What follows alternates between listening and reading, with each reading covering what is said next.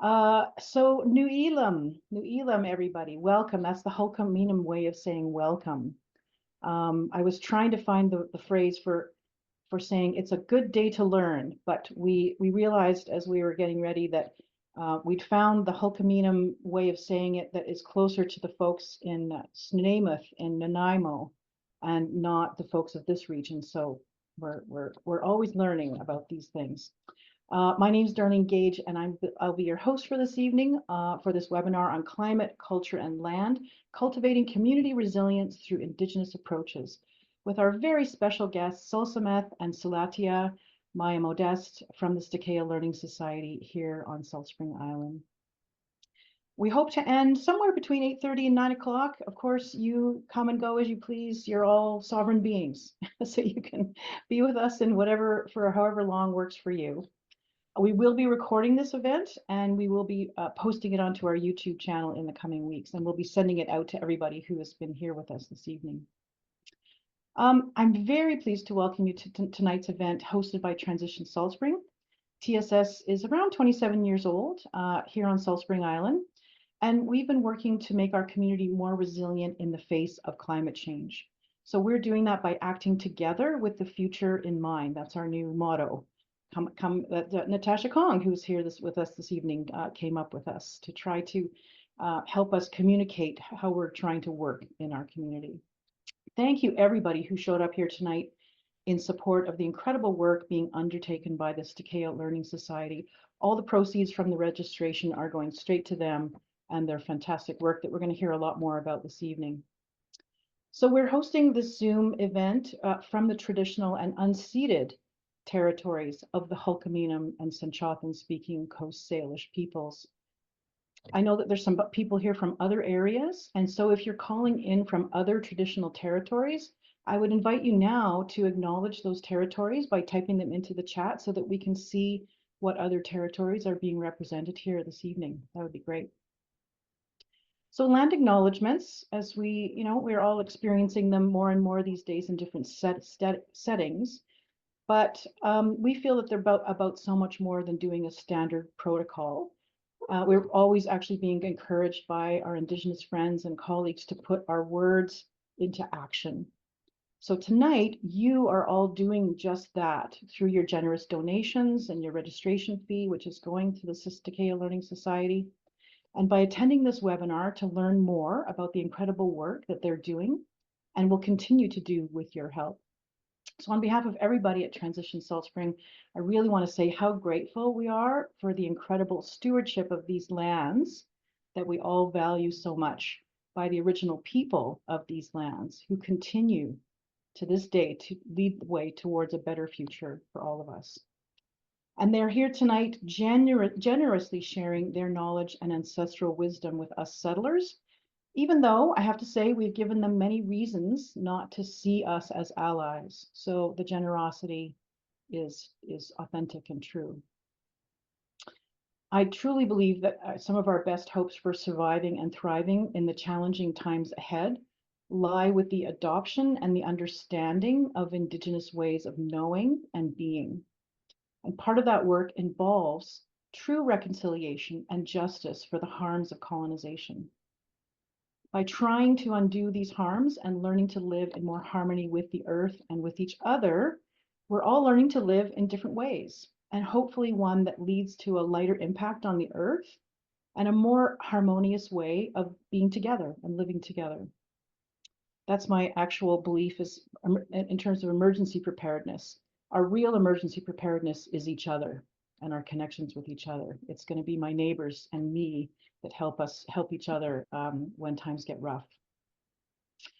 So much of the work that we're doing on climate change in these territories is in fact based on the traditional practices of the Coast Salish people. For example, they've been undertaking prescriptive burning and forest thinning practices for generations, which are now, we're rediscovering, are turning out to be key tools in our responses to the threat of wildfire, which is one of the major challenges that we're facing here in this area.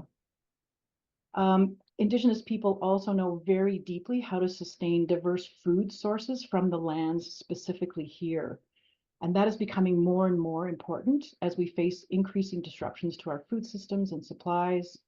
We're also learning about the wisdom of going slowly and putting our relationships at the center of our work. Also, this concept of deep time, for me, helps me to remember that the earth has its own way of doing things and that it will continue to move at its own pace, no matter what we humans try to do to control it or change that. We can remember that we're in fact in kinship with the earth and with each other, or we can continue to see ourselves as separated, but at our own peril. So tonight is one further small step in our collective learning and growth towards a better future for our community and beyond, hopefully. So this event, I have to say, was originally scheduled to take place over Indigenous Peoples Month, but due to illness, we needed to reschedule to this evening. And I really want to thank all of you for your understanding and to welcome our healthy and happy guests and teachers for this evening, Sulsameth and Salatia, my modest. We're so incredibly honored to have you both here with us. And I know that your sharing is going to be rich and inspiring. Let me just quickly say a little bit about Stqeeye Learning Society, and then I promise we're going to get to the main event. But the Stqeeye Learning Society is an Indigenous-led organization with the majority of the team and the board members tracing their ancestors to the Quw'utsun Nation. Their mission is the restoration and preservation of lands and waters within Xwaaqw'um, sometimes known as Burgoyne Bay Provincial Park here on Salt Spring Island. They do this work through relationship building and the sharing of traditional and ecological restoration practices through land-based education. That's a mouthful, but they're going to unpack that for us momentarily. So I'm so pleased to introduce to you all Sulsameth and Salatia, though you may have met them through the many projects and activities that they've been involved in here in their traditional home. So Sulsameth is a Quw'utsun elder, knowledge keeper, researcher, and co-manager of Stqeeye Learning Society. She's an expert weaver and teaches cedar weaving at Xwaaqw'um Village. Sulsameth's history in the educational system and passion for mentorship informs her approach, and she brings much needed matriarchal leadership to the Stqeeye Learning Society. We love that. She has a diploma in public relations and sits on the Quw'utsun Cultural Connections and Elders in Residence for the Mill Bay Nature School. Salatia, whose English name is Maya Modeste, works with the Stqeeye Learning Society as the project coordinator for the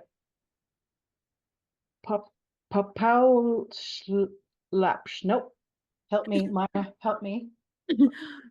Walsp. Walsp. Walsp. Walsp. Walsp. Walsp. Walsp. Imperfect, but Matter. Tried it, but but trying. Just we're trying. We're all trying and learning, right? So, Walsh. I'll keep trying. It's the Gary Oak restoration project that she's running at Xwaaqw'um. She is the granddaughter of Sulsameth, among her many other relations. She is stewarding a meadow that she has called our grandmother's garden. Beautiful. And she hopes to feed elders traditional meals and to have Indigenous and non-Indigenous youth learning how to prepare, harvest, cultivate, and cook traditional meals. That's her vision, part of her, I think, a very expansive vision for what can be taking place on the land at Xwaaqw'um. So Sulsameth and Salatia, thank you so much for joining us here this evening. We're very honored to have you here. So now finally, I'm delighted to put all of us into your hands and have you take us on a learning journey together. Welcome. Hi, Scott. Hi, Scott. I just want to say thanks for trying the word. Hulkaminum is a very, very tricky language to learn because in English, you don't use your mouth much. In Hulkaminum, you're using the front of your mouth, the back of your mouth, your throat. You're making clicking sounds and yes. But thanks for trying. I'll keep trying. Yeah. Yeah. Would you like to start with an introduction? Sure. Hi, everybody. this is such a strange way to talk to people. It on is. and I know we've been doing it since 2020, but it's still really difficult. I'd rather sit in a circle with all of you and talk than do this way, but this will have to do. My traditional name is Xwaaqw'um. I'm also known as Deb George, and I'm the co-manager of STAH-KAY-AH Learning Society. And I've been with STAH-KAY-AH from the very start. And I sat on the board of directors for a while, volunteered for a while, and then became the co-manager. And so, yeah, we've been really lucky. I think luck is the word that I want to use. We have done lots in a very short period of time. I think as hard as COVID was, I think it was a really good time for us because it gave us time to pull back and to write grants. And in writing those grants, we were really, really fortunate to be granted a lot of money to do some really major work in the park. And so it's just kind of blossomed from there. And so much so that right out our back window here, this is the property that we just purchased through STAH-KAY-AH Learning Society. Yeah, so we're here now. And just want to say too that I want to thank all the people out there who have been supporting us to get us here. Yeah, we just crossed over the first $1 million mark on our campaign. So yeah, I know, pretty exciting. So we've got another $1 million to go and we'll be good. So yeah, pretty exciting times for us, but lots more work. And I think in the next couple of years, you're going to see lots of change in the park and on this property as well. So, and I can see the park from our front window. I can see the first wetland that we created in the park from our window. So I'm so close. Yeah. Anyway, thanks everybody for being here. Thanks for supporting us the way you have. And I really look forward to this evening and looking forward to putting some faces to some names. And yeah. So STAH-KAY-AH. And before you begin, my apologies for interrupting, but I just wanted to make sure everybody knew that they're welcome to ask questions in the chat. And at the end, we'll make some time for people to come forward and actually ask your question in person, if depending on how many there are. So there will be time to have some interaction at the end of the sharing that Maya and Xwaaqw'um will be doing with us. So, but in the meantime, you can feel free to put stuff in the chat and we'll do our best to get to everybody's questions by the end. Thanks. Go over to you, Maya. Thank you. So I will share my introduction in Hulkaminum, and then I will share what it means in English afterwards. Ait Squail, Siem na Sieya, Antha Maya Modest, Salatia Swalmoch Ath Snate, Tanits Danat Quw'utsun, Nilna Main, Chris Modest, Nilna Tain, Brianna Thorne, Seatla Deb George, Eseatla Esh Ron George, Eseatla Diane Modest, Eseatla Esh Wes Modest. So what I just shared was good day, my honored friends and family. My name is Maya Modest and my traditional name is Salatia, and I come from the village of Quw'utsun in Cowichan Territory. My father is Chris Modest and my mom is Brianna Thorne. And on my mom's side, my grandparents are Deb George, Xwaaqw'um, and the late Ron George. And on my father's side, my grandmother is Diane Modest and the late Wes Modest. And I'm really honored to be here in front of you all today. It really warms my heart to see how many people registered and are interested to know more about us and who we are and what we're about. And I'm really excited to share some of our history with you, as I know that's a piece that feels like it's been missing for quite a few people, and I'm really excited to fill in those gaps and to be able to build that bridge, so to say, so that we can all, come to a place of understanding. And again, really excited to share with you all. So I think now we'll begin. We've created a bit of a PowerPoint presentation just as some visual cues as we talk about us and our journey and where we're at and where we've been. So I'm just going to do that now.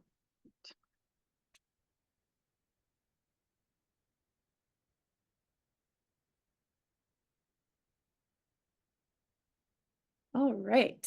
So, as you all know, you've all registered for this webinar about cultivating community resilience through Indigenous approaches. And when I first looked at that title, I was like, whoa, that is a mouthful. But again, we're really excited as we kind of unpacked more and more what that really means.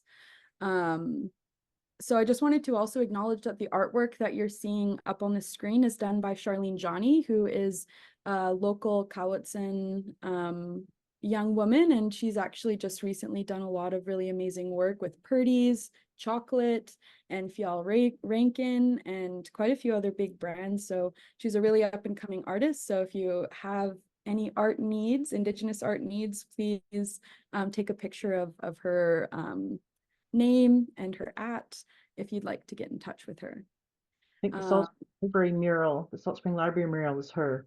Yes. Yeah. Yep. Yeah, she's an amazing artist.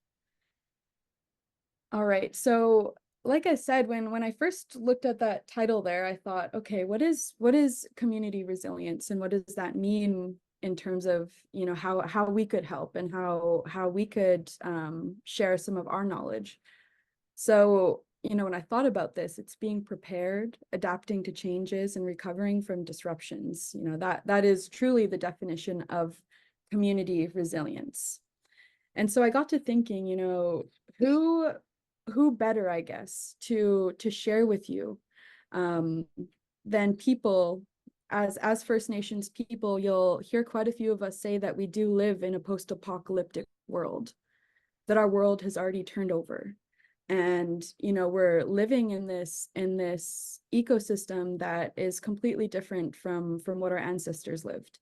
And not only that, but in our history, our whole history is dependent on the world changing, our world as we know it changing, turning over, whether that's a flood or an ice age.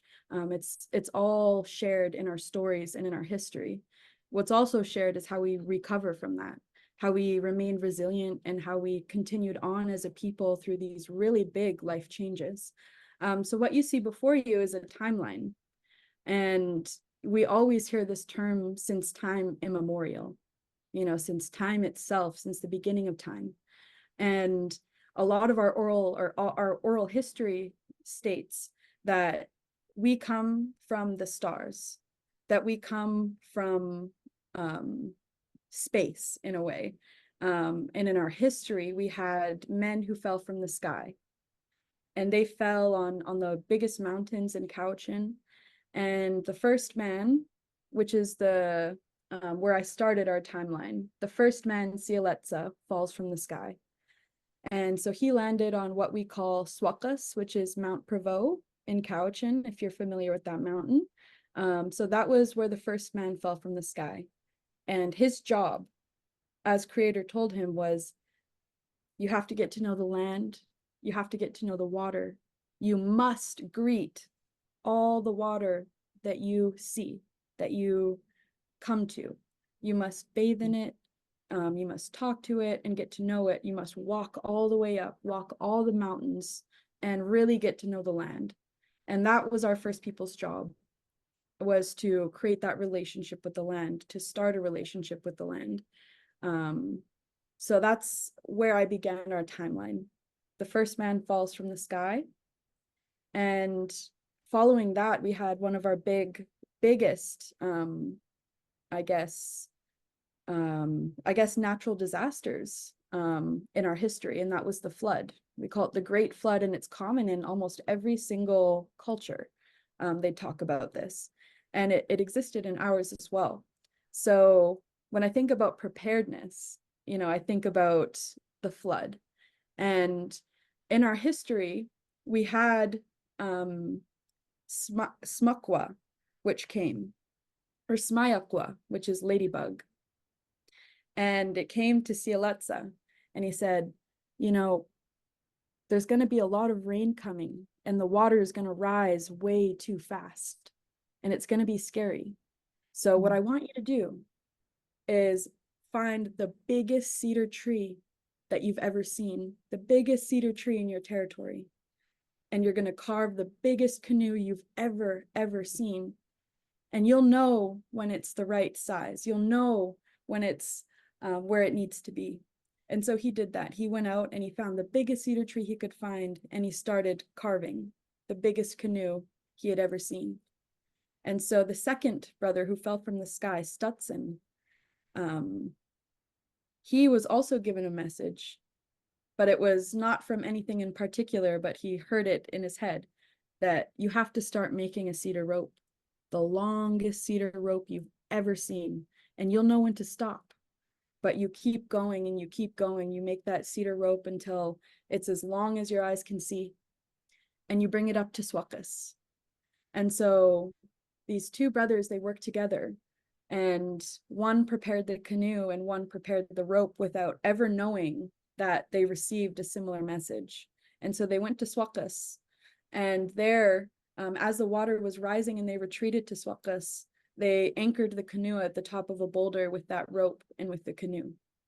And so even in our history, in our very beginning of our time, we're being prepared. First, it starts with a relationship, but then we listen. We're listening to the land, we're listening to the markers, the cues, what it's telling us, and then we get prepared. And so that's what our first people who fell from the sky did for us.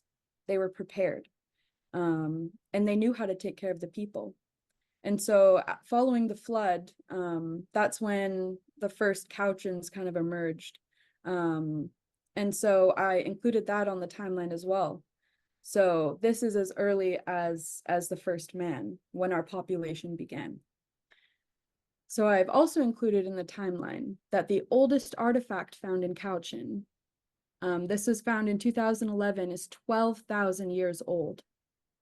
The oldest artifact in Quw'utsun is 12,000 years old. So we have the Western science aspect of this to tell us that, yes, we have been here for thousands of years. And Stqeeye, we are still here.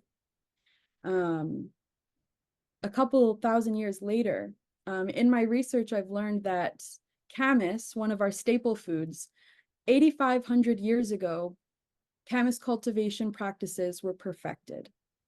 So again, that speaks to relationship. That speaks to how we took care of the land, but also observed. And I'll speak a bit more about camas and the importance to us a bit later on in the presentation. But this is really important to know how long we've been in relationship with the land. So as we look to the right of that, we have the flowing, the river, the mountains. And I put that in the timeline because to sum up 8,500 years of history on this small page would be a lot. So I've showed this river as an example of how we flowed with time, how we continued to flow with time, to follow the fish, follow the seasons, and to live in harmony with the land, to quite literally flow with it. So, I thought that it would be really valuable and important to also look at, the history of settlement as well, and just how quickly this has disturbed our way of life. So it was 1831 was the first residential school that was opened. 1843 was the first settlement in Victoria. By 1850, reserves were created. By 1876, the Indian Act was passed. By 1885, the potlatch ban began. And I thought this would be interesting too. 1938, scientists discover carbon dioxide is correlated to the heating of our atmosphere. So nearly 100 years ago, we've known this, that carbon dioxide contributes to the heating of our atmosphere. A year later was when the elected chief system was imposed in Quw'utsun. The same year that my late grandfather, West Modeste, was born was the same year that he had his chieftainship taken away from him because of that elected system being imposed on us. 1951, the potlatch ban ended. And so my grandparents were born while the potlatch ban was still happening and enforced. By 1960, Indigenous people were granted the right to vote in Canada. And so you know, to look at these really harsh realities that we've lived through, and you know, you fast forward 63 years and we've just purchased our 10 acres of land back at Xwaaqw'um with the help of our community. And you know, I think, wow, you know, what resilience, you know, what speaks more to resilience than people who've gone through the apocalypse maybe a few times. And, you know, we're still coming out of this resilient and strong and caring and compassionate. And I think that's, you know, something that's really important to us and to share, as well as that compassion part. So this timeline here, I thought would be a great way to just demonstrate that our history goes back so much further than when colonization happened here. And that's what tends to be shared is you know, history started when colonization did. And for us, of course, that's not the case. You know, our 12,000 years back that we know of, that is proven. And then since time immemorial before that. So again, I really encourage you to just really take a good look at this and see, yeah, there's so much that has happened in this time period, that feels like there's been just kind of devastation after devastation after devastation. But it's really encouraging, you know, to look at that end of that timeline and see that there is hope. You know, there is a light at the end of the tunnel for us. And it feels like we're not going in the dark as much anymore.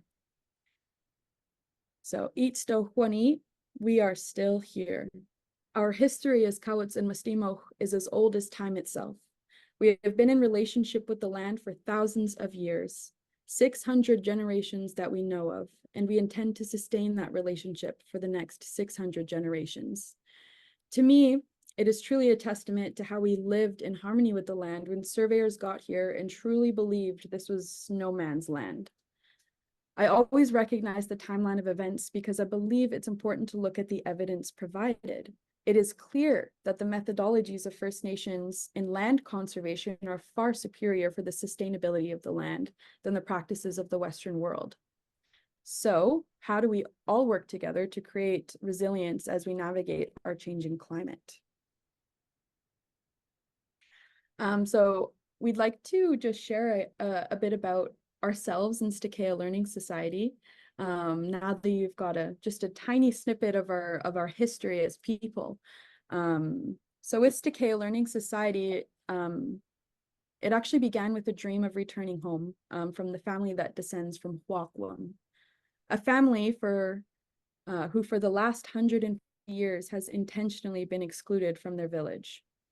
The very root of our organization is built upon our family and Xwaaqw'um as our village and our home. In 2014, we began the journey of taking back our right to steward and care for the land as our ancestors have for thousands of years prior to contact. Soon after, we gained charitable status in order to write and receive grants for restoration work and for land-based learning camps for Indigenous and non-Indigenous youth. By 2020, we acquired larger grants to be able to conduct wetland work at Xwaaqw'um. And in the beginning, we were told that our first responsibility was to get to know the land, to start a relationship with it, introduce yourself to the land, as that's how our first peoples began. And our goal sounded quite simple: restore the land, restore the culture, people, relationships, and language. Key word there is it sounded quite simple. You know, I think it's also important to recognize that Xwaaqw'um is the place of the merganser duck, the female merganser duck, to be specific. So our village has relied on the Xwaaq, the merganser duck, as a staple food as well, and that's the namesake of our village. So the Xwaaq is the merganser duck, the female merganser duck, and when you add the on the end, Xwaaqw'um, that means the place of the female merganser duck. So that on the end means the place of. And so again, the mergansers were a staple food of ours, and we would actually set nets up made of stinging nettle across the openings of the creeks, and the duck would come and they would fly through the net and get stuck, and our people would take down the net once we had what we needed to eat for that day. So that's why the name Xwaaqw'um is there. And again, the merganser duck comes in the hundreds every winter and every fall. And so we've relied on this beautiful duck for thousands and thousands of years. And we also have a mask that comes from this village as well. So beyond, you know, the society itself, we've had a connection to this village for thousands of years. And my late grandfather, he was meant to be the hereditary chief of the village, you know, had it gone differently in terms of the land, which was actually never ceded to the crown. So at Xwaaqw'um, we never ceded our title to the crown. There was correspondence between James Douglas and Xwaaqw'um. However, James Douglas never purchased the land. So there was never ever a treaty or anything signed. And so this is still unceded territory. However, because of the violence of the Indian Act, especially towards women, Xwaaqw'um was not able to keep her land. And the key reason for that being is she married a non-Indigenous man. And in that time, you would have your status taken away if you married a non-Indigenous man. There's many reasons you could get your status taken away, and that was one of them. So she had to give up her land because she was a woman and because she was Indigenous. And so, you know, she thought that this correspondence with James Douglas would come through, and it never did. So we still got kicked out of our village. We still got kicked off our land with no compensation whatsoever. Maya, could you say something a little bit more about Xwaaqw'um, just to tell us a little bit more about who she was? Yeah, for sure. So there was a chief of the village. Am I allowed to say Papa's traditional name? No. Okay. There was a chief of the village, and I can't share his name right now, but his daughter, his name was Xwaaqw'um.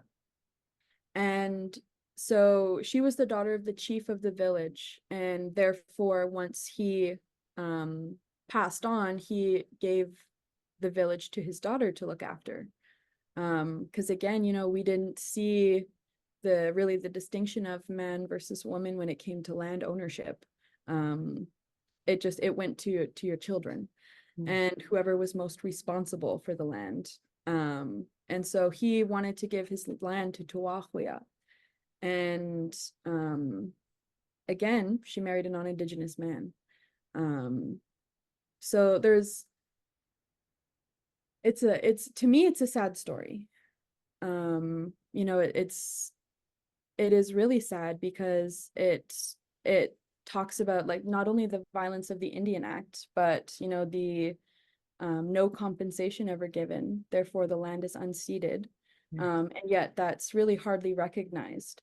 And, you know, we still struggle to do certain projects there because it's not treated as unceded territory. So there's quite a few layers to that conversation. yeah, definitely quite a lot of layers. But what we do know is that it's unceded territory at the end of the day, that we never ceded our title to the crown.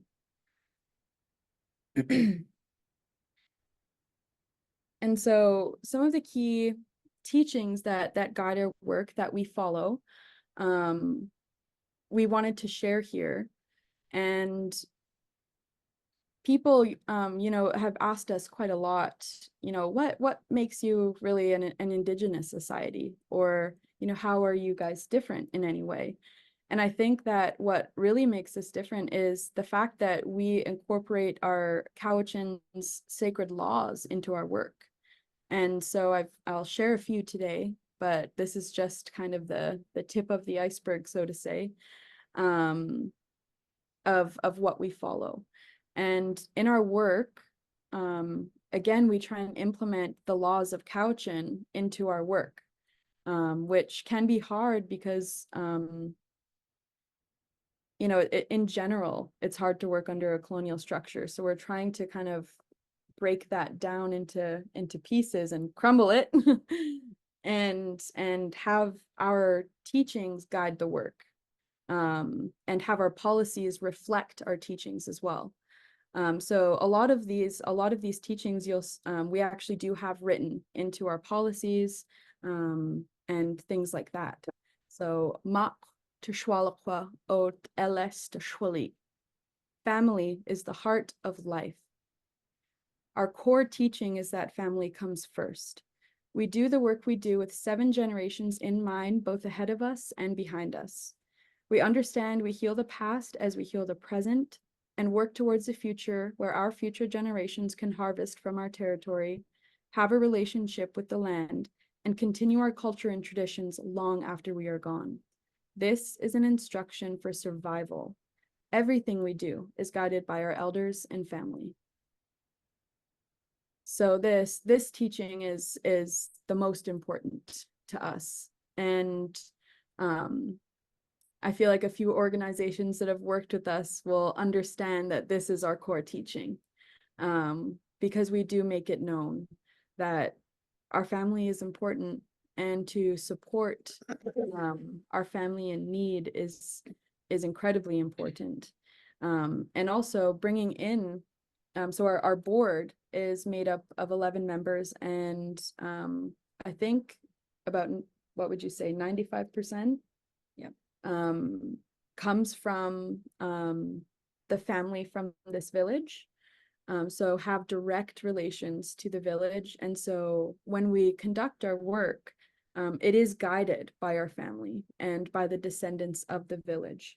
And that's really important as well, that the families, the particular families who've taken care of this village for thousands of years, are also having a say in how it's being stewarded, and that we're reflecting the goals of our family and also our community.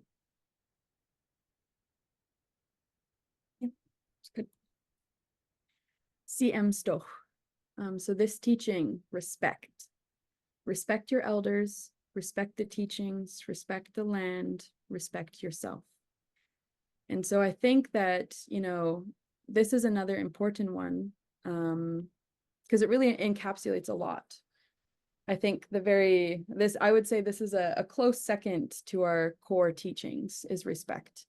And, you know, even in my introduction, the way that I share who I am, the village I'm connected to, and who my family is, that shows respect, to my grandma, to my parents, to my village, to my community, who've all had a hand in raising me and building me up to the person that I am today.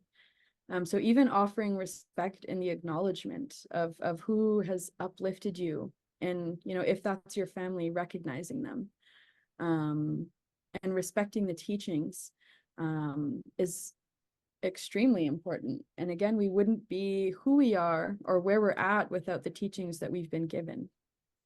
And you know, respect the land, I feel, is one of our core teachings, but it's also not just respect, but be in relationship with the land.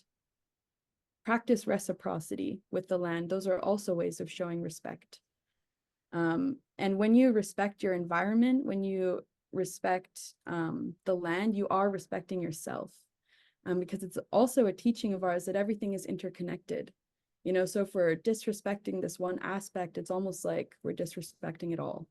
And so treating things as interconnected is important as well, because we are all connected. And, you know, it's our teaching that we're related to, you know, everything we see behind us out there, where those are all of our relations, even down to the mycelial connections that are happening underground, to the little microbes in soil, to little bugs that are, you know, helping decompose in the forest floor. We're related to it all. And when you think of yourself in relation with the land that way, I feel you can respect it so much more.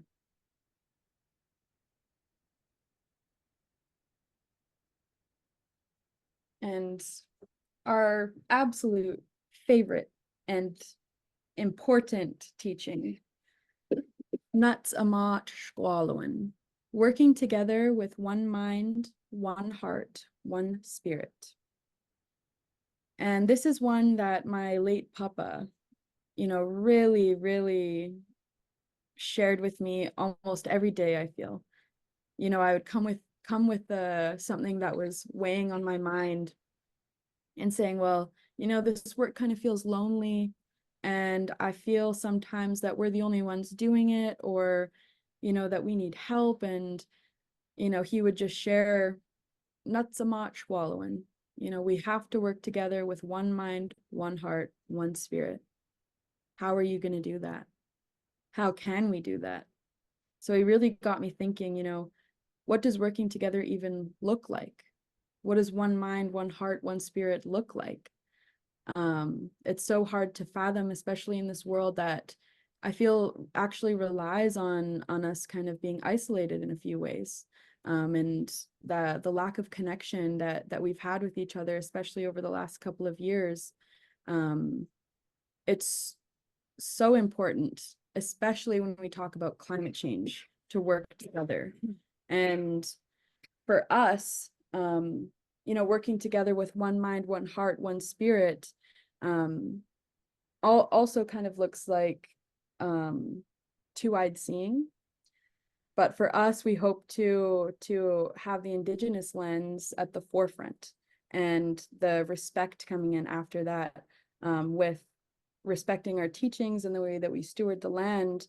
And when we invite people in to come and help, you know, that is what really just, it lifts us up. You guys don't even know how much that lifts us up, even if it's just a share or joining this webinar, or you know, in the small ways that you can. This is working together with one mind and one heart. We're all working together towards a socially just future, a future that's resilient to climate change. And if that looks like, you know, helping with STAH-KAY-AH Learning Society and coming for a volunteer day, or advocating, or uplifting other Indigenous people and other Indigenous organizations that are also starting their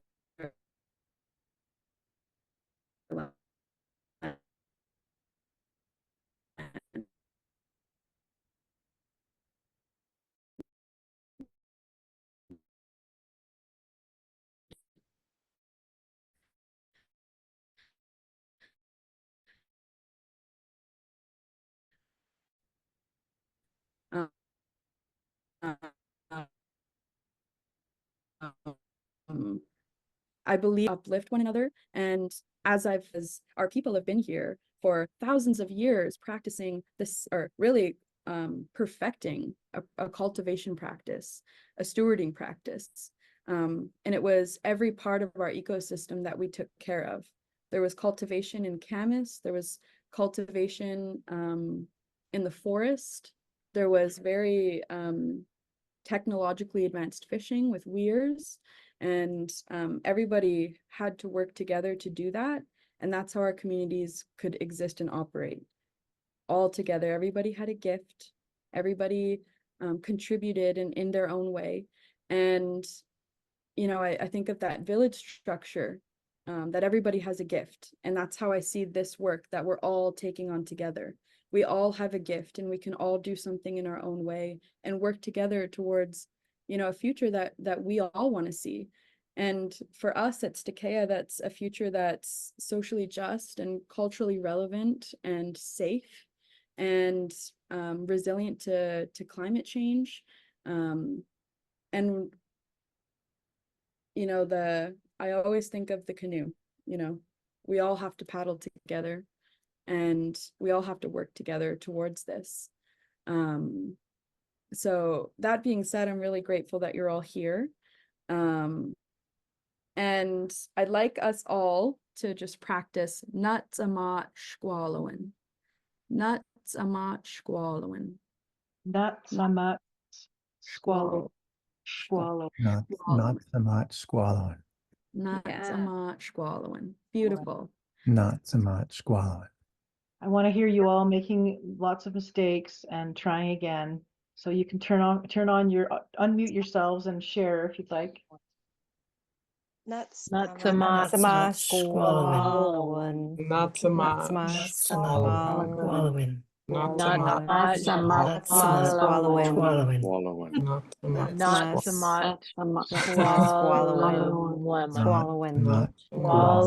much Swallowing. Swallowing. Swallowing. swallowing. Swallowing. Beautiful. That sounded beautiful. That sounded beautiful. There was one moment there where it all kind of sounded like it was all together. Yeah, it was almost like a song. Thank you. Awesome. The thing about the language too is it's really hard for you to hear the nuances in the language when we're on Zoom. You really have to watch somebody's mouth very carefully to see how they're saying it. So you did great. So thank you. Awesome. All right, so we've shared a bit of our teachings and the principles really that guide a lot of our work. And again, it sounds quite simple, doesn't it? But truly, you know, putting those teachings into action or incorporating it into our work has been challenging, but I feel that we've really found a way to feel really supported in the work in a lot of ways. But for some of you who may not know too much about us or too much about Xwaaqw'um or anything, we just wanted to share a bit about the past, which I did share earlier in the presentation, a bit about Xwaaqw'um and our connection to the village, and what we've harvested here. But something that I didn't get an opportunity to talk about too much yet was about the camas that we grew here at Xwaaqw'um. So again, Xwaaqw'um is the place of the female merganser duck. And again, we would harvest that duck not only for food, but for ceremonial purpose as well. So we would harvest the beaks, we would harvest the feet and the feathers all for ceremony, and the meat to eat. So it's a very, very sacred and special animal to us. Like I said, we do have a mask that is the Xwaaqw'us. So it's always been a prominent animal to us. And so the namesake here, the village that we're in, it was also not only abundant for the Xwaaqw'um, but there was 7 species of fish at Xwaaqw'um as well that we would harvest. So now we only see 1 and 2 now. That's exciting. It's in our first year, in 2021, when we did a fish count in the creek, we had 1 dead fish fry in our fish trap. And this year we had 13. So we know that some of the work we've done to our wetlands and to help with the hydrology is working. And that has given us a lot of hope to revitalize those 7 species of fish that we once harvested there. So again, there was fish, and then the camas cultivation that happened at Xwaaqw'um. And we can still see remnants of that. So if we look up to Quw'utsun, which means the bent over place, that's Mount Maxwell, there's still one of the largest intact shallow soil Garry oak sites. So what that means is there's Garry oaks that exist in shallow soil, so they stunt themselves. And the whole ecosystem, from my knowledge, used to cover the entire mountainside. My late great-grandfather, Alwood Modeste, shared that that whole mountainside used to be blue with camas. And so camas is a lily, a native lily, and it has a blue-purple color. And we would harvest the camas, you know, much like all lilies, has a bulb on the end. So we'd harvest the bulb, and that was our carbohydrate. That was like our potato or like our rice. And so we would have very vast, large camas meadows, and it would typically be stewarded by certain families. And so at Xwaaqw'um, the whole mountainside used to be blue with camas. And so we had 5 longhouses from our knowledge in our village prior to contact. So that whole mountainside would likely feed the village and also many other family members that were invited to come and harvest there. And camas was not only a really prized commodity for trade, but also to eat. And we would take the camas across to the Fraser River trade corridor and trade it for mountain goat wool and obsidian. So camas has always played a really big role in our community. Again, not only in our economy, but as a staple food as well. So now what we see on that mountainside is all Douglas fir. And so the ecosystem has completely changed, and we just see small pockets of the Garry oak, where the whole mountain used to be a Garry oak ecosystem. So again, Xwaaqw'um is abundant for the duck, for the fish, for the camas, for the deer, for the clams. We have a midden that is, I just read a document that said the midden down in the bay itself is 590 meters long. So it covers most of the bay and the inlet. And at some spots, it goes from about 3 meters in to about 75 meters in. So it's massive, massive midden. Yeah, and most people, when you're walking on that beach, don't realize that you're walking on midden. And so, yeah, when I read that, I realized that the midden is big there. I didn't realize how big it was. And we're still trying to figure out where the village site was. I think we have a pretty good idea. And we're going to do some research around that. So, yeah.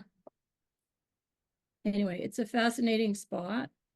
And it's probably one of the only places on the Northwest Coast now where you can actually see remnants of our culture and our traditions still alive and living within the park.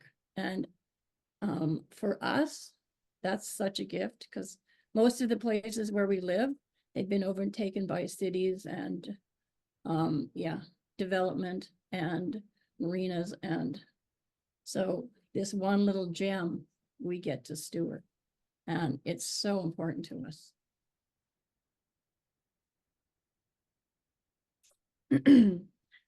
So for those of you who may not know what a midden is, a midden is it, for lack of a better term, kind of like a compost pile. So when we would discard our clam shells, our oyster shells, and our food, we would lay it on the ground, and we would burn over top of it, so that the animals wouldn't come and disturb it. So over time, there's layers and layers and layers of shells. Black and then shells, black and then shells. And so, like Grandma said, you know, I feel that it's really rare also that we as people get to see the meals that our ancestors shared together all in one place. And also in a way that's not disturbing anything, but it's actually promoting growth, and it's promoting nutrients in the soil. So in these middens, you'll see that the soil is just black all around it. So nutrient rich. And then with the shells being there, it would actually balance the pH of the soil. And so, you know, we have really healthy, rich soil in these middens. And a lot of the time, once those middens would be built up enough, some First Nations people would actually build their homes on it because it was such a strong, compact foundation. So at Xwaaqw'um, we have, what number did you say, Grandma? How many meters? In? Long. Oh, 590 meters. 590 meters long. So, you know, I don't know how many clams you all eat in one session, but it's certainly not over 10, I feel. So, you know, you can think about how many meals were shared together, and what a beautiful thought. You know, now in our world today, the equivalent of that is a dump for a lot of us, you know, or our own compost pile maybe, but that's not thousands of years old. So it's really also another testament to how we lived with the land, you know, that there was not garbage, there was not waste, and actually the way that we discarded promoted new growth, promoted new life, and also made way for possibly new homes, build a foundation for your family. So even in what we ate, there was that almost reciprocity with the land.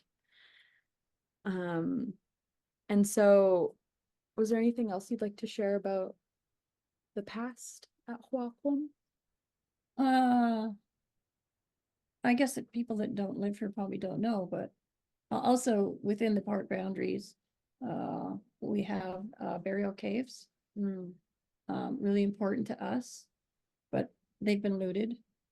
We also find culturally modified trees.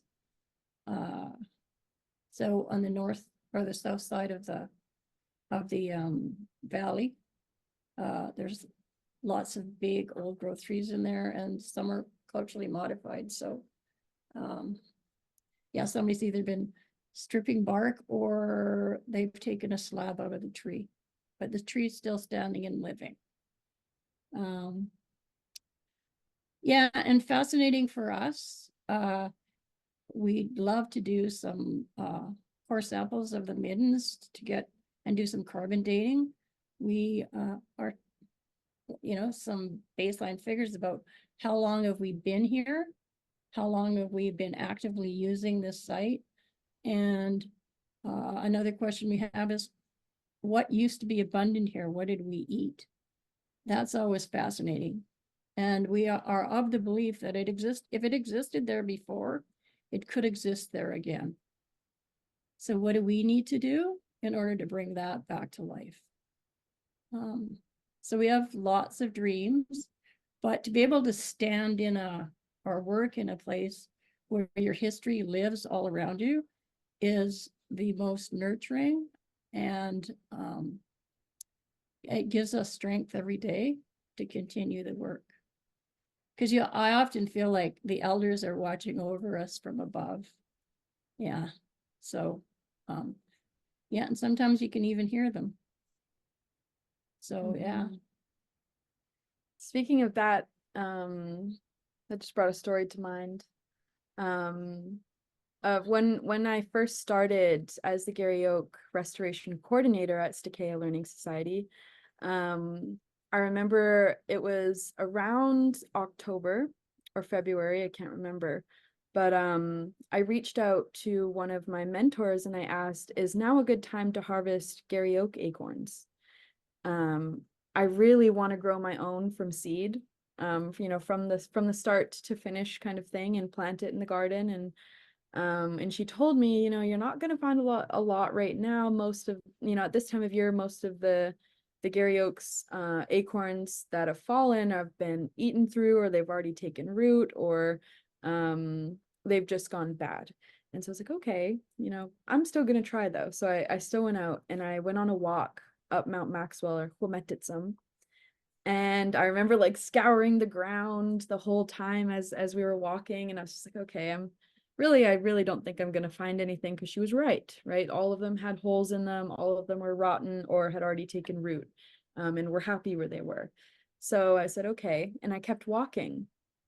And I remember we stopped off for lunch, and in our culture, like eagles, when you see them, and especially when they fly over you, or they make sure that they come near you, they're bringing you good luck. And so when we stopped off for lunch, this eagle was in a tree and it just kind of hopped off. And then there were 6 eagles. They were all just circling us as we were on the cliff. And I was like, I know I'm gonna find one now. So as we kept walking, I was looking around, and we came to a part where there was only big boulders. There was no trees around. It was big boulders and just little mossy knolls. So I remember one of my mentors saying, oh, you know, take a look around for this lichen. It's really rare and it'd be really awesome to find it. And so I remember walking, and I almost felt like there was somebody in my ear saying, you have to look there, right there. And so I turned and I looked at the big boulder, and there was this crevice that went into the boulder. And I lifted up a piece of moss on this boulder, and there was an acorn with a long taproot coming out of it. Wow. And I remember everybody that was with me was just absolutely stunned that had just happened, because there was no Garry Oaks around. There was no really even trees around. And I just had this really strong feeling that I had to look right there and lift up the moss. And so I grabbed the acorn, and I soaked the moss in my water with my water bottle, and put the acorn in there, and wrapped it up and kept it in a little plastic bag for the rest of the hike. And I got to plant it when we got home later that day. And I've got to like take care of this little seedling that I found in this crevice in the rock up on the mountain for the past couple of years. And I remember when it first started, my landlord was also growing some little Garry Oak seedlings at the same time, and hers were like just maybe this big. They were really tiny, and the one that I had was like just giant. You know, it was reaching for light. And really resilient. So, you know, when grandma says, you know, like she feels that our ancestors are there guiding us, talking to us, and helping us along this way, along the journey, it is so true. And that is just one way that has showed up in our work. Where it literally feels like it's not your own voice, or it's not your own thought, and it just pops in. And that happens quite a lot throughout the work. So it does feel really amazing to have that connection to our ancestors as we walk the land, and to know that we are being witnessed in our work, regardless of whether we know it or not. We're always witnessed by many, and that's such a comforting thought. And you know, I used to feel lonely in the work, and now I know that there's just no way that I'm alone at all in this work, and I never will be. So again, it's such a comforting thought. Maya, I know you can't really see us, so I just want to interject and just thank you so much for that beautiful story. It's incredible. It's very touching, and it opens my mind and it opens my heart, and I hear the words in a deep way. And I just want to let, and I guess feel like I'm speaking for many people here who you can't see this in this hard Zoom environment. I just want to thank you so much for sharing that story. You're so welcome. I'm glad I got to share it. One day I said, this would be a good children's book. Yes, totally. Yeah, thank you so much. And I'm happy to share. We should almost have a little book, Stories of the Land. Absolutely. Yeah, we've talked about doing that. Xwaaqw'um stories. Xwaaqw'um stories.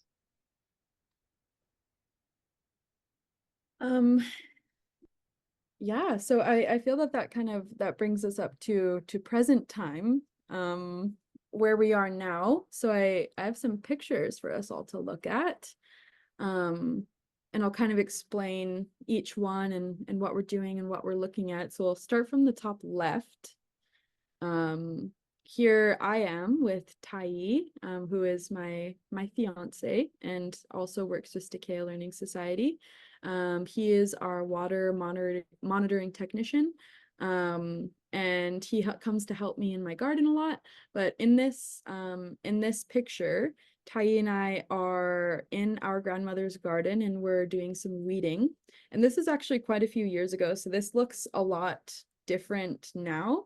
A lot of the invasives that you see that were playing out in those pictures are not there anymore, which is good. But there's still a lot to fight. And then to the right of that picture, we have a Youth on the Land group that we're hosting at what we call Camas Point, but you may know it as Daffodil Point, here at Xwaaqw'um. And our Youth on the Land program has been up and running for quite a long time. Yeah. Since 2017, 15, 16. yeah, quite a long time. So now we've expanded our Youth on the Land program quite a lot to be able to reach different school districts and different nations as well. So in this picture, we have the Mill Bay Nature School on the land, and something we've never seen at Xwaaqw'um is a porpoise. But on this day, all these kids are looking at two porpoises that came and visited us at Xwaaqw'um. And I thought one of the most beautiful moments that I've witnessed with these youth is they all just like stopped what they were doing and they started singing the Haichka song to the porpoises. And it was just such a beautiful, magical moment. And just, oh, it'll live in my head forever, because that was their first thought, was to stop and admire and thank the porpoise for coming to visit us. And I thought, what a gift, you know, that these youth have that in them already, to be able to thank the porpoise for coming to visit them. Wow. It was absolutely beautiful. And we experienced those moments a lot on Youth on the Land. And that is such a gift in itself. So, you know, through Stqeeye, we are, you know, building up our youth and really, I guess, like starting them young in learning about how to be in relationship with the land, how to practice reciprocity, how to be passionate about the land and the things that you care for, and the things you interact with, and be genuinely curious and interested in what we're learning. So it's the Youth on the Land program is really offered me a lot of healing for my own inner child, to be able to offer such a safe space for these children to learn culture, but to also learn land stewardship practices and know that they can do something, to know that they can have a hand in working towards a better future, and that they can do something today to make a better tomorrow. And, you know, that's really what we instill in them, is that you are powerful, and, you know, you have the power to change whatever it is that you want to change. This same group of kids went to go protest at the legislature a couple of years ago when we did a beach cleanup at Xwaaqw'um, and they took a picture of all the garbage, and then they took all of the garbage that we collected to the legislature. Right on. Put it on the legislature lawn, and they all had their signs. Why? Like, this is unacceptable. Yes. Why Xwaaqw'um this has this much garbage? This is unacceptable. Where are you? And just to see the tenacity, you know, that they were all so fired up that, you know, this injustice was happening to the beach and that people weren't caring, so they did something about it. You know, I think that's with the youth, there's so much hope in having them on the land. And late Papa would always say that they put a heartbeat back into the land. It's, you know, it's the youth that really, really bring the land alive again. When they play, when they laugh, when they interact, and when they learn. And the best learning happens outdoors and on the land. And I think every kid would say that. 100%. And I know so many who've shared that it's been life-changing to have youth on the land as part of their life, and has been such a safe space to access culture, to access land, and having relationships, and singing and dancing, and being invited into cultural opportunities. It's all been really enriching for all of us, and like I said, healing. So the picture to the right of that, I know it probably doesn't look like much to the untrained eye, but this is actually one of our wetlands that we have nearly fully restored now. So this is the first one that we created. So if you can imagine, you know, before we stepped in there, that was just hayfield, with a very small slope on it, but just hayfield and broom and Scotch thistle. So when we created that wetland, you know, it looks a little scary in the beginning because you have to scar the land and actually create the depression where the water is going to sit. But once we did that, and once we got the water there, we were given a grant, which was one of the first larger grants that we got at STAH-KAY-AH, and we got 1,002 native plant species, or not species, native plants. And I remember we had very humble beginnings. So when we first started and when we were transporting these plants, we had one broken wheelbarrow with one wheel that was busted, and none of us had a truck, or none of us had anything to go and repair it. You know, so we're strong arming it on one side and bringing it across the fields. But we're making sure that these native plants are getting in the ground and getting populated in that wetland. So after we completed all of that planting, which was a feat of strength for us, now we get to see all of these plants that have established. And that's what we're looking at in that picture in the top right. It looks like a sea of green. But we have sedges, we have willow, we have Indian plum, we have cedar, we have rush, we have cattail.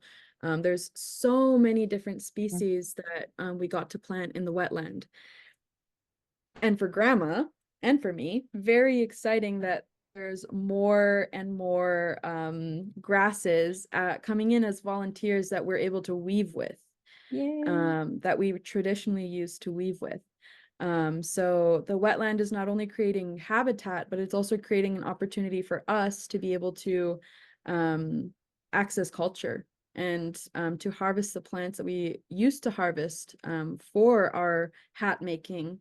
Like you see the hat that I'm wearing in the top left there, that's one that my grandmother made for me. And the colors in it are raffia, which is grass. And so that's more commonly used now because our native grasses are not accessible and they're not abundant. So it's not sustainable to harvest them. So, you know, to think that these wetlands will give Grandma and myself the opportunity to learn how to weave with our native grasses again. So very exciting. Maya, could you just say a little more about where people could see that wetland restoration at Xwaaqw'um? Yeah, so as soon as you enter the park boundary, the first entrance on the left, that really large hayfield, there's some stumps in it right now. The field just behind that, that's where our first wetland project is, and it is fenced, but you're more than welcome to walk around it and take a look at the different angles. And it's a little hard to see the water now which is like a good thing for us because all the plants have grown up and above it and are protecting it and holding more water. But there's a lot of diversity to look at. And a few years ago, we had a bat surveyor come in, and they've been taking data for our native bat, I think for quite a few years now. And they said that there was a 300% increase in the native bat population when that wetland was created. Wow. 300% increase in the native bat population. So by creating that one wetland, we created the habitat for the insects and the larvae that the bats rely on. Wow. And it's bringing them to the wetland and again creating habitat. So, you know, you've heard it before and you'll hear it again. Everything is interconnected. Yes. So, you know, we may not think that this wetland would affect, you know, so many different species, but it does. Now we have the red-legged frog in this wetland, which is a federally listed species. Whereas, again, that used to be a hayfield. If this wetland weren't created, those red-legged frogs would not be there. If those native plants weren't planted there and the wetland wasn't there, the bats wouldn't be there. Nor would the great blue heron or the dragonflies, which are also at-risk species. So again, something may seem like a small action or a small project, but in our eyes, there's no such thing, because there's small things that we can do daily that lead up to such a big change, positive change. Absolutely. And it's climate change. What we know about the diversity of our ecosystems is the more diverse they are, the more resilient they are. And we know that about our communities too. The more diverse our communities are, different people with different skills and wisdom and knowledge, the more resilient we'll be as these challenges come along. So I appreciate so much these examples, these direct examples of how the resilience is being restored.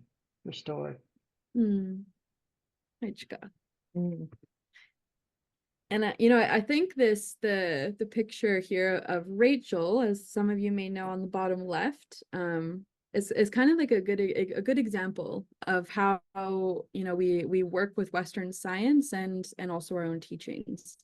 So in this picture, we've created cuttings, and we did 80,000 cuttings, or no, sorry, 20,000 cuttings of various different species.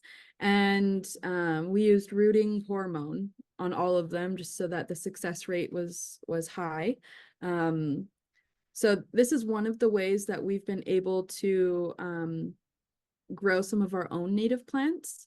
Whereas the plants that in the first wetland there, we purchased that were already grown from somebody else. So now we're building the capacity to be able to learn how to do cuttings and how to make it successful, how to take care of a nursery, and then the planting stage as well. So now we're at the point of taking care of our cuttings, which are all bushy now. They're no longer just sticks. So that's very exciting. So yeah, we've been working on building up our team's capacity to be able to do the cuttings and to manage our own nursery, as that's something that we've always wanted to do. So we have 3,500 plants right now out in our yard there, that our team is taking care of, and that'll be for the 20 hectares of new wetland that we are going to be creating at Xwaaqw'um over the next couple of years. So to the right there, that's another picture of the same wetland, and that's Stqeeye, and he is sharing his knowledge with one of our summer students, Jordan. And this was such a cool moment to witness, because, you know, Stqeeye, he's a wealth of knowledge, and he's somebody that he shared with us that he'd never felt that he was good enough in the regular school setting, that it was really challenging for him with ADHD to have to sit all day and to, you know, read and write and schedule this and schedule that. And that he felt that he would never be a scientist, or he would, you know, never have a job that had to do with working in the environment and actually collecting data and managing data and all these sorts of things. So he said that he just never saw himself doing it because he didn't think it was possible. He had always been interested in working outdoors, but he just never thought it was possible because he didn't succeed in regular school. So now, you know, he's teaching our new employees and sharing his knowledge and what he knows about the ecosystem and about the traditional knowledge that's been shared with us. And that's all just so exciting. So each of the youth that are on our team are all just building up their skills in a way that we're able to share and make it make sense to other people, which is how you know you truly know something, is if you can explain it to other people. So that's been such a beautiful journey to witness. And we've seen it in a lot of our employees and our youth that work with us. So it's really heartwarming to see that part of the work as well. You know, just people standing a bit taller and feeling more confident and being able to share with the public about the work that we're doing. It's all such a gift in many ways. And then to the right, we have our employee, Tony. He's in the couch and sweater there, and he's looking up. He's actually just behind us. And I took a picture of him just because he just looks so happy and excited. This was the first day that we got to walk this land, where we knew that we were buying this property and that this would be home. And we were visioning and looking at what we could do with the land, what we could harvest, where we were going to put things. And so Tony's pointing at a maple and he's saying, oh, we could use that one for the smokehouse. And he's getting so excited about the opportunity and the fact that we would have a smokehouse where we could smoke fish. And that he was already scoping out the tree that he would use to do it. Awesome. And so each and every one of our team members was just over the moon, and we all had the same expression as Tony, just like the wonder, the pure joy that it was to walk it. So I felt that I needed to include that as well, just to share how much it means to us to be here. That it's, you know, it's no small action at all. That it means the world to all of us to have a home here at Xwaaqw'um, a permanent home, one that is never going to be taken from us. And that we've been so supported in this all has been just amazing. And I couldn't express my gratitude enough, and there's hardly enough words to express that. But hi, Tzapka. And for those of you who weren't familiar with camas, that's the picture on the bottom right. There's a camas, and then there's it looks like an either a nodding onion. Looks like nodding onion. But the camas there, like I said earlier, it has a bulb on the end of it, and that's what was harvested by our people.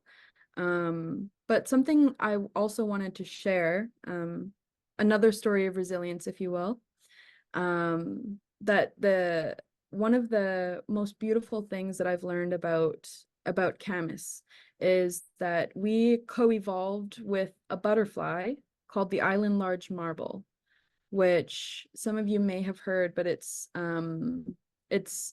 extirpated. It's a federally red listed species, thought to be extinct for the last 100 years.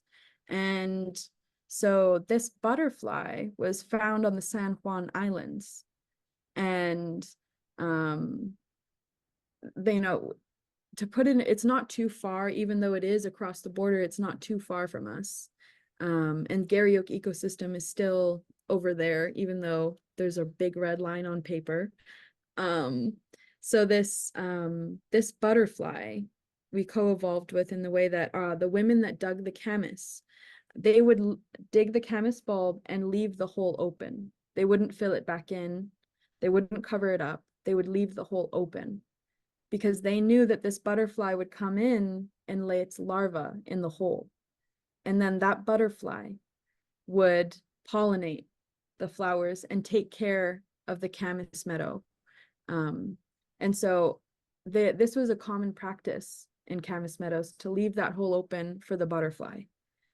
And so that speaks to, like, not only the relationship, but the knowledge that we would have had to observe that, to, you know, to sit there and watch and watch and watch and learn that this butterfly needs that hole. Why? Because it'll get picked off if it doesn't have that hole. And why is that important? Because if this butterfly isn't here, then it can't pollinate my garden, or it can't pollinate the camas. So we rely and we make space for this butterfly, because it takes care of us and it takes care of our future generations. So we work in reciprocity, we work in relationship with the butterfly. So that has been one of the most beautiful stories that's been shared with me, because there's just so much care. There's so much reciprocity and relationship, and to truly know, just to truly know the ecosystem inside and out, is beautiful. I actually got to see, I went to the Royal BC Museum, to their private collection of bugs. They have a lot of preserved bugs there. And the Royal BC Museum is a museum that is allowed to have types, which, if you've never heard of that, types are, I guess, the reference to identify species. And so I got to see the reference for the island marble. So this island marble was from 1886. And I got to see the preserved specimen of the butterfly, and I started crying. And you know, the guy that opened the case was like, are you okay? Like, it's just a butterfly. And it's like, it's not just a butterfly. But to know that it had, that, you know, this butterfly had potentially interacted with my ancestors, or that, you know, one of my ancestors had dug the hole for it. You know, I thought about all those possibilities, and that's what made me cry. And the fact that I never thought that I would be able to see it, to hold it, to look at it, and in my hands, because it seems like such a distant dream because of, you know, where we're at. We don't have the habitat for it. We don't, it's so heavily degraded that we don't have the habitat for it. There's no home. And so I just thought I would never see it. And it was such an amazing thing to witness. And then the guy at the museum, Joel, he was saying that he would help me find a way to actually bring some larvae of the island marble from the San Juan over to Xwaaqw'um. And that he said, once you have the meadow ready, let's do it. Wow. I know how to. Wow. There is that possibility of that butterfly also coming home with us as we're coming home. And what a beautiful story. Lots of books appearing here. Children's books.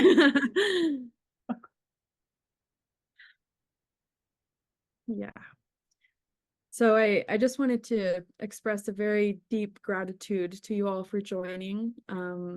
And again, you know, thank you for your time and for your energy. And it was a really, really hot day today, so I can probably appreciate your homes are also hot. And yeah, I really just thank you all for joining. And like it says up on here, together we are strong. And again, deep gratitude to you all. And I'd like to pass it on to Darlene, to see if anybody has any questions or anything like that.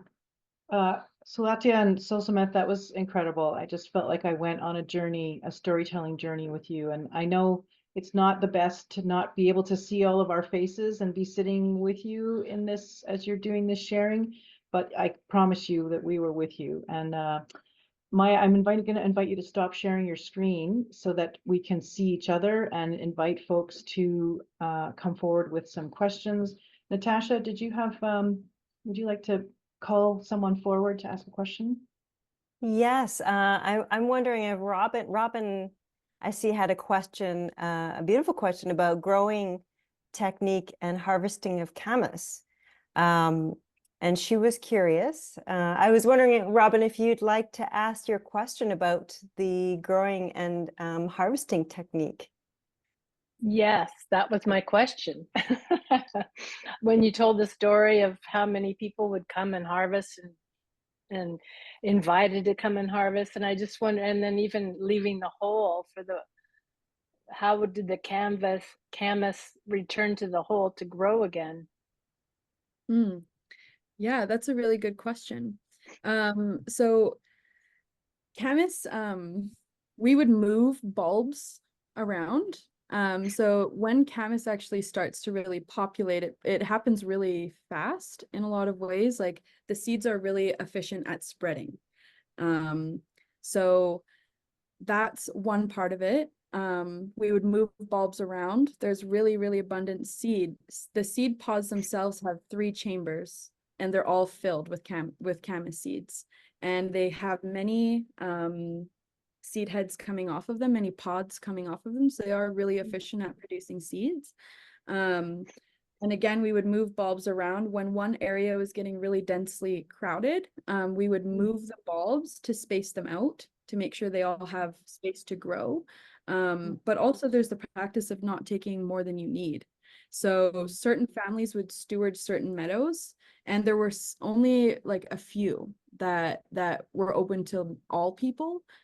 But usually you would have to ask permission. So typically it was the people who stewarded the meadow were the ones that would harvest the bulbs from them for their family to eat. It wasn't typically until somebody was in a time of need that they would come to harvest from somebody else's meadow. So there wasn't, if you could think about it in this way, that if we all had our own individual gardens, there is not necessarily taking too much, because we see every day, what we're taking and how long we have to think ahead to feed ourselves, and all that kind of stuff. So it was very similar in that way. You can think of a camas meadow as a garden that was very much cultivated. And it wasn't just camas that we relied on. There was also many other plants within the Garry Oak meadows that we also ate. There's deltoid balsam root, there's harvest brodea, chocolate lily, and many, many others. So yeah, it wasn't just camas, but something that we also did was so camas bulbs, they can dig themselves down really, really deep. And what they do is they elongate themselves and they go like this. Okay. And so what our people would do to stop that from happening, but also as a technique to make them grow bigger, we would put big flat rocks under certain camas. Oh my gosh. And so instead of digging themselves down like this, they're going against the rock and they're just getting bigger. Okay. So they start from seed then, is that it? Yeah. Okay. And then the bulbs you can transplant as well, but the seeds will take 4 years for you to see a flower. Oh, okay. Which is, it's a labor of love and it's a practice of patience. Okay, yes. So this was the first year I actually got to see the camas that I have planted and started. Right. Congratulations. Thank Thank you so much. Yeah. Thanks, Robin.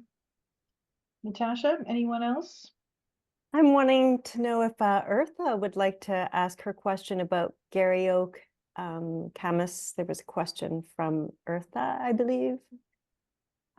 Yeah, that's great. I was just wondering, you were talking about the Garry Oak and how it covered the mountain and the camas was covered the mountain. So there's in the last question, you were just talking about the Garry Oak Meadows. I was just wondering about their growing together, like how the Garry Oak supports and grows with the camas and what that kind of looks like. Yeah, for sure. So, when we think of a forest, we usually think of like really densely planted trees and they're all together. But in Garry Oak Meadows, we would actually strategically plant and keep the canopy really open, so that there was never really an overshading of the understory. So, and we would conduct burns in the Garry Oak Meadow that would help us maintain that open canopy. When you look at a Garry Oak meadow or a savanna or a prairie, you'll just see very few Garry Oaks sparsely throughout the meadow, and most of it is camas and other supporting plants as well. So yeah, camas being the main one, and it's just really good at spreading. There's so many seeds, it's so good at spreading. So when you look at a healthy camas meadow, it is like a sea of blue. It's absolutely gorgeous. Yeah, so it would be rather open, like a prairie, and that would be maintained by fire and also by us going in and removing seedlings and moving seedlings around, so that it's never overcrowded and overshaded. And you were talking about the Garry Oaks being really in the shallow soil. Is that what they usually do, or is that because other plants were taking over? So Garry Oak are really cool and unique in the way that they grow in both deep soil and shallow soil. So they're happy in either. And sometimes they're even happier in the shallow soil because they really do like the dry, arid, kind of ecosystem.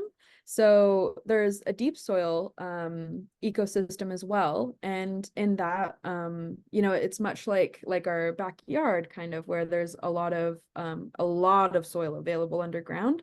So the trees will keep growing and growing nice and big because there's room to reach down and reach out. Whereas in the shallow soil site, there's not much room to reach down, so they'll spread out like this, but they stunt themselves. So, Garry Oak that is up in a shallow soil site could maybe be as tall as the ceiling, but it's 300 years old. And then in the deep soil site, there could be a 50-year-old tree that looks the same. And so we wouldn't really know unless we took a core of it. But we know for a fact that in shallow soil sites, the trees do stunt themselves because there's just not as much soil available. So that's really cool and unique in itself. And the ecosystem does vary. In deep soil sites, we're going to have more plants that can tolerate having wet feet and wet toes. And then in the shallow soil sites, it'll be more plants that like to be dry and arid. Yeah. That's cool that they can go in both, but they're not like suffering from it, even though they're stunting themselves. Trees are fascinating. Yeah. Thank you so much, both of important. you. Hi, Chika. Yeah, thank you. No, Quw'utsun. Thank you for your question. Thanks, Eartha. Natasha? There's a question from Jeff, and he is asking, are you looking for more help? And if so, are you open for help from other nations? And also just broadly, how can other people support and help the work that you're doing? I think we are looking for more help. Like, we do have a volunteer sign up on our website. For us right now, I think we're trying to build the capacity and trying to build a system that works for us, so that when we do have volunteer days, it's not overwhelming for anybody. So I think right now we're just trying to reassess like what that looks like. And the other big question is, how do we take care of our volunteers? Because we've recognized over the years, STAH-KAY-AH has really relied heavily on volunteer help, and there's burnout, and we completely get that, and people get tired. So how can we take care of our volunteers? And maybe that's where we could have some help. What makes you want to volunteer, and what keeps you coming back? Is it they provided water, or we got to learn a lot of really cool stuff when we were there? And that kind of thing. So we do have a volunteer list. And again, right now we're just kind of reassessing how we can support our volunteers in a way that doesn't promote burnout and all of that sort of stuff on both ends. But yeah, we are always looking for help. And most of the times I feel like in the past couple of times, it's been a really quick snap together type of thing that we're asking, like, oh my goodness, we just got 20 plants and we didn't know we were going to get them. So we really need help, or whatever it is. So on our Instagram, that's usually where or Facebook, that's where we'll post those urgent call outs if we really need that. So you can always keep an eye out for that. And beyond that, I think there's the volunteer list. And we're really heavy on relationship building. So we're very open to working or having other nations come in and volunteer and maybe even do an exchange, which would be so cool. Do something like that. Yeah. I think Darlene also put a link for anyone who's interested in following up on STAH-KAY-AH's website with the volunteer page. So that's in the chat if anyone would like to connect further with STAH-KAY-AH and take a look at the volunteer page there. We also have Mina Lee, and I want to invite Mina Lee to ask her question. Let me just make sure she's unmuted.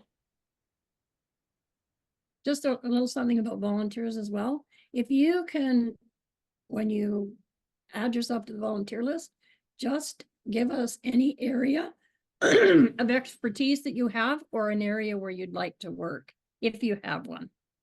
That really helps us too. Yeah. I don't want to drag somebody into doing lots of physical labor if they can't, if it's not their thing. So yeah. Mina Lee, would you like to ask a question?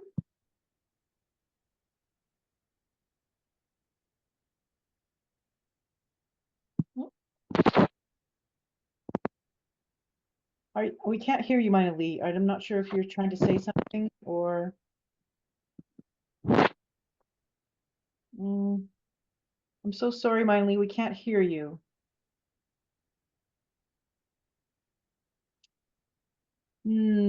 So Mina Lee would be happy to bring you in if you're able to resolve the audio difficulty on your end, but maybe for now, or maybe you want to pop your question in the chat if you can't get the audio working.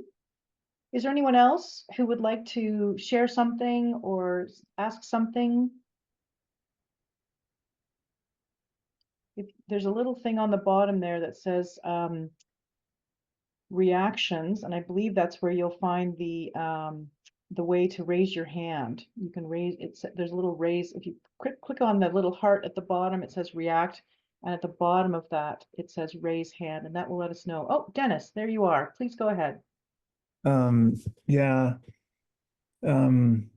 I get a little unhappy or sad when I see dogs running around there, and maybe they're on leash, but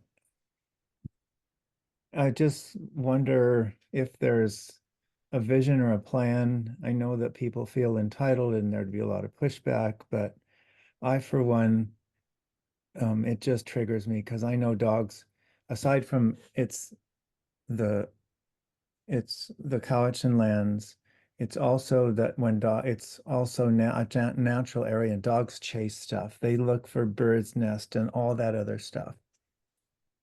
Thank you. So this is an issue that we have been facing since the very start. And we share that same emotion when we see dogs running around off leash as well.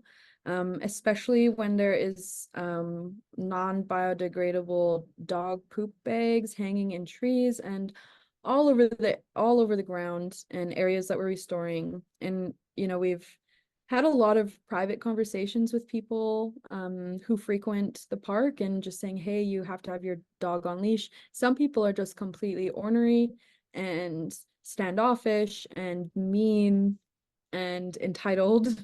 And it's really unfortunate. And we have had one of our mentors, and he's an elder, and a dog came up and bit his leg. an unleashed dog, and the owner could not recall the dog. And Tai got very defensive because this is his mentor and an elder, and this person is so unapologetic. And it was just an awful experience, and that's happened a few times where dogs have come up and been aggressive and the owner can't recall their dog. We've talked to BC Parks about it, because we actually don't have the power to enforce anything. Yeah. We are not contracted by BC Parks. They contract somebody else to do that work. So it's really hard for us when we say, oh, please respect that this is a sensitive habitat, there's red-legged frog eggs in here, this is the why, and still people are like, yeah, whatever. It's a really unfortunate situation, and I really think that working together on this would be the way forward for sure, because sometimes it for us it feels like people have always just used this as a dog park or something, and that's why they feel so entitled, because we see off-leash dogs every day.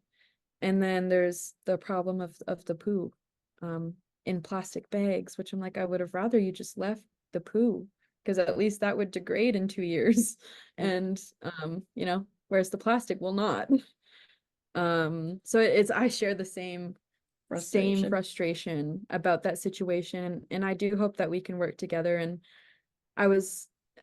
I'm not sure if there's a dog park on island, but I really wonder why people don't advocate for that rather than thinking that Xwaaqw'um needs to be the dog park. Yeah, it's something that I would we've been putting pressure on BC Parks to come and actually enforce more and give out tickets and citations, which they have, and then that same person came back and with their dog unleashed like the next day. So it's like, how do we address this? What's the solution here? Because it's really unfortunate, and now I'm hearing that it's affecting other people, not just us. So it's an issue that needs to be addressed for sure. We love dogs. Yeah. All of us love dogs, but yeah. But yeah. I was just we hosted a tour earlier today, and we were actually talking about this very topic, the entitlement and how frustrating it is to have the plastic hanging in the trees and on the ground. And we'd actually thought about, there's several ways that we thought we could address the issue, especially around the bags in the trees and just the amount of dog excrement in the park. We were going to put it at the top of every pathway with a sign that says how much dog poop that we collected in one day, and just leave it in there. Great so idea. that people can see how much there is. It's yeah, it's staggering. Yes. So this to me is actually a place where all of us can be active allies in this work, and not just putting these folks on the front lines of having to deal with angry people. It's not an easy thing to confront someone and risk the angry, harsh reaction, defensive reaction that most people have. So I call on myself, and I call on all of us here to now, especially now that we know some of the impacts and some of the reasons why more clearly, and we've heard this directly from the stewards of the land. I think it's a responsibility that we all share to take on this hard job of the culture change that needs to happen. It's a small thing, but is something that we can all do together. Yeah. Dennis, thank you so much. Great question. Dennis has been involved. Could there be, well, maybe I could just have typed this in, but what about a grant for signage and education? And I mean, I'm willing to talk offline about this. Also, I recall someone writing a letter to the Driftwood. They had their dogs. They used to have a ranger on site before Quw'utsun, before the nation came in and stewarded the land, and they accused the officer of who tried to accost the dog of going overboard. It was just an example of dog owner entitlement. So I'm just naming that I see that is a big problem. And the only thing I could think of was the signage like you mentioned. Yeah. One thing that we had talked about doing is having a sign showing how long that those things take to break down. Even the dog poo, which because of what they eat takes 2 years. So like there was a visual sign saying, you know, this is how long, and it's actually in the case, physically behind glass. And so it says, this is how long this takes to break down. You know, this is the impact that you are having a hand in on the land, negatively impacting the land. Okay, I have, if I may, I guess it's an important topic because I don't want to hog the okay, signage and education will be great because also everybody else is going to read that. And if there's the way that everyone who goes in there knows that what the problem is, there'll be more people who can say something about the dog. Yeah. And also, you mentioned like a physical exhibit that people could see. I say bring it on. If people see how gross it is, even if the dog owners still don't care, everybody else who sees that, ew, gross, that's disgusting. When they see, if I see someone doing that and I've seen that sign, at least I'll glare at them or something. Yeah. Or Yeah. maybe smile at them or something like that. But spreading the word is a good, and the knowledge. If you're doing that, going to do that, thank you. Yeah, we talk about it a lot. Yeah, I think at every meeting, Yeah. it's come up. It's come up. There's a way that any volunteers, I don't want to get into enforcement. If you need a volunteer to do some physical labor on that, yeah, Collecting put that out there. piles of poop. Dennis, you're volunteering to collect piles of You do a poop. poopy job, but Well, you know, that's not a bad idea. Do like an occasional daily collection, could be 5 people, and then publish it in the driftwood. Oh, yeah. Collected X amount, X bags of you know what, and then everybody on Salt Springs sees it, and then everybody who's in the park. It's like Stalinist Russia. Everybody sees what everyone's doing and they report it. And this would be something if everybody knows it's going to be seen and they have to be sneaky about it. That's another strategy. And it sounds harsh. It's probably colonial, but I You got Dennis we'll keep brainstorming here. for the And kind. Dennis gets activated on things, just Right in the watch good what way. happens. Well, let's talk offline. Mm. It'd be good to sit down with you, Dennis. Catch up. Yes, that would be great. There's that question there, sweetie. Thanks so much. And I think Natasha, you had the question from Mina Lee that she put into the chat.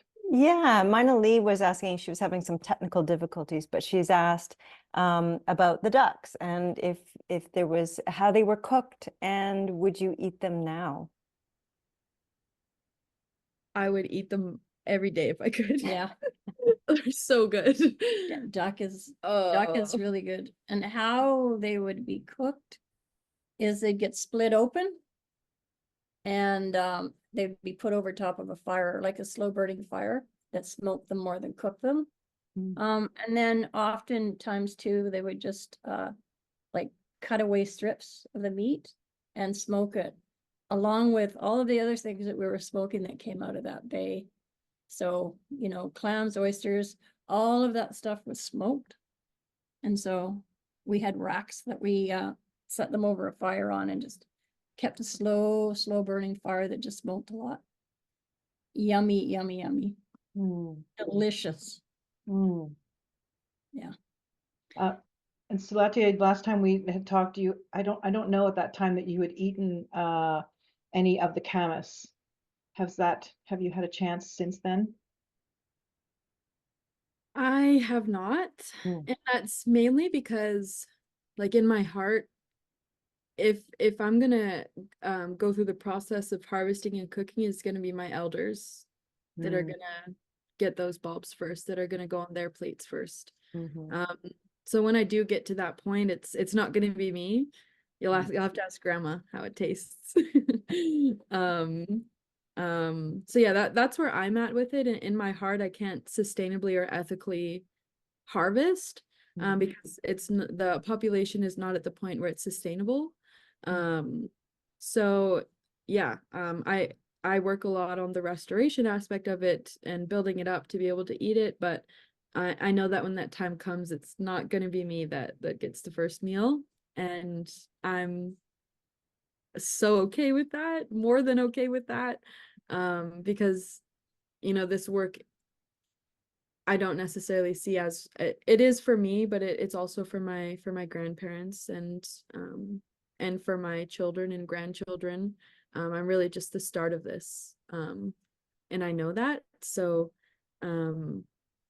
yeah, my hope and my dream and my goal has always been to feed my elders traditional meals, especially because I have a 97-year-old grandmother who's never tasted camas.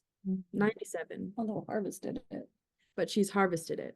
She remembers growing up in the camas meadows. She remembers seeing camas meadow baskets. I showed her a picture of one, and because I asked her, do you remember seeing any camas harvesting baskets or what they look like? And she said, no. And I showed her a picture, and the camas basket hangs on the head, and because you're leaned over in the meadow, the basket sits on your back. And so that when you're harvesting the bulbs, you just go like this. And so I showed her a picture of this basket, and she just kind of giggles to herself. And I was like, why is she giggling?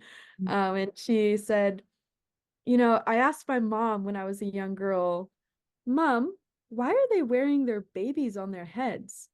So she thought in her head it was a baby basket. As a young girl going through the camas meadows, and now when I showed her that picture and explained what it was, she said, now I know. And now I know why my mom just laughed at me. So her mom never clarified, but it was at that point she kind of made that connection. So I think of her a lot, and that she's 97. She stewarded the camas meadow. She's been in the camas meadow, but she's never tasted it. So I love that. I love that story, actually, as we're drawing to a close here with our evening. To me, that's a perfect, in a way, encapsulation of the values that you've been teaching us about tonight. Putting family first in your thinking, putting, respect for your ancestors and your elders, and bringing their needs forward first in your thinking about the sustainability of the land and how that your actions are going to impact what's going on the land. All of these relationships of reciprocity and of care and of caretaking for each other, to me, are just that's a beautiful example of what it is you've been sharing with us this evening. And I take that very, very seriously. It's one thing to say that we put our relationships first and our care for the land and each other first. It's hard to live day to day.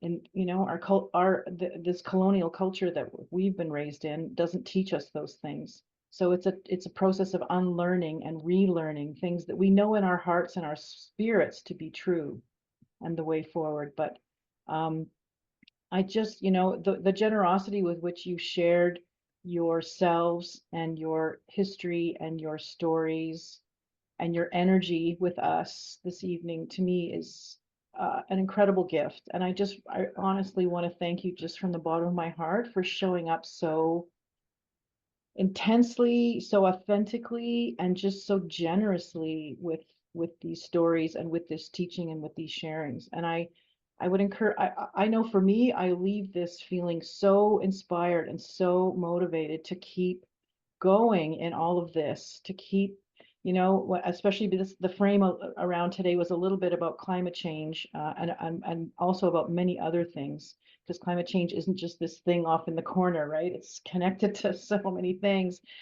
But doing the work that you're doing, the heavy work that you're doing every day with the restoration and fundraising and building these programs and supporting all these people, and the work that we're doing around climate change, it can be hard, a little discouraging sometimes, a bit overwhelming.